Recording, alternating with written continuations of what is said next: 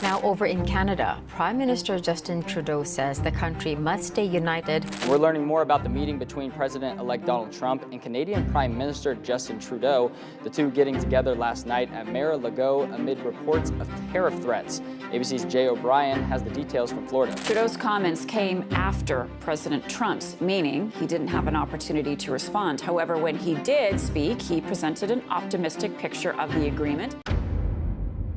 Breaking news tonight on a major shift in North American trade and port infrastructure that is drawing attention in both Washington and Ottawa. Canada has announced a $25 million investment in the Port of Halifax, a move that officials say strengthens Atlantic shipping routes while raising new questions about the future role of major United States ports. The development comes amid heightened political scrutiny from U.S. President Donald Trump, who has repeatedly emphasized the importance of American port competitiveness in global trade. The decision is being closely watched as a new test of U.S.-Canada economic coordination at a sensitive moment for bilateral relations. This story matters now because the Port of Halifax plays a strategic role in transatlantic shipping, serving as a gateway for goods moving between North America and Europe. Canada's federal government confirmed that the funding package, announced by Canadian Prime Minister Justin Trudeau in Halifax, Nova Scotia on January 30, 2026, will support terminal expansion, rail connectivity, and port modernization.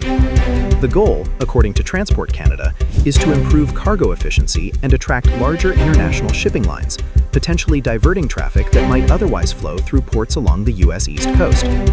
At the center of the political reaction is U.S. President Donald Trump, who addressed the issue during a press briefing at the White House in Washington, D.C. on February 2, 2026. Standing alongside U.S. Secretary of Transportation Pete Buttigieg and Commerce Secretary Gina Raimondo, President Trump said the administration is reviewing the competitive impact of Canada's port investments on American maritime infrastructure. The White House emphasized that while the United States supports fair competition, it is concerned about maintaining the global standing of major ports such as New York and New Jersey, Baltimore, and Savannah. Canadian officials, however, framed the Halifax funding as part of a broader national strategy, rather than a move aimed at sidelining U.S. ports. During the Halifax announcement, Prime Minister Justin Trudeau was joined by Transport Minister Pablo Rodriguez, Nova Scotia Premier Tim Houston, and Halifax Port Authority President Captain Alan Gray.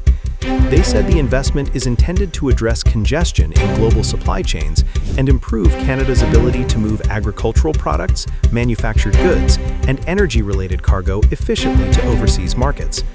The background to this development lies in years of growing competition among North American ports for international shipping traffic. Following the COVID-19 pandemic and subsequent supply chain disruptions, both the United States and Canada launched infrastructure programs to modernize ports and transportation networks. In the United States, the Biden and Trump administrations both backed major funding through bipartisan infrastructure legislation, while Canada committed billions under its National Trade Corridors Fund. Halifax, with its deep-water harbor and direct rail connections to central Canada and the U.S. Midwest, has increasingly positioned itself as an alternative gateway for transatlantic trade. Diplomatic engagement on the issue has already begun. According to Global Affairs Canada, senior trade officials from both countries held a virtual meeting on February 1, 2026, involving Canada's Deputy Minister of International Trade, Rob Stewart, and U.S. Trade Representative Catherine Tai. The discussion focused on maintaining transparency in infrastructure funding and ensuring that cross-border trade flows remain consistent with the United States-Mexico-Canada Agreement, known as USMCA. The potential impact of the Halifax deal extends beyond port operations. Analysts say increased capacity in Atlantic Canada could shift shipping patterns, affecting trucking, rail networks, and warehousing industries in both countries. For American port cities, any redirection of cargo could influence local employment and municipal revenues. On the Canadian side, federal officials argue the investment supports economic growth in Atlantic provinces and strengthens Canada's role in global supply chains at a time of geopolitical uncertainty. From a security perspective, both governments have emphasized that port expansion includes enhanced customs screening and maritime surveillance. The Canada Border Services Agency and U.S. Customs and Border Protection confirmed in a joint statement that they are coordinating to ensure that increased traffic through Halifax does not create vulnerabilities related to smuggling or unauthorized cargo movements.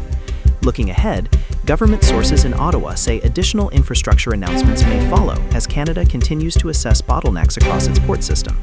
In Washington, President Donald Trump has asked the Department of Transportation to deliver a report by early spring 2026 outlining options to accelerate upgrades at key U.S. ports.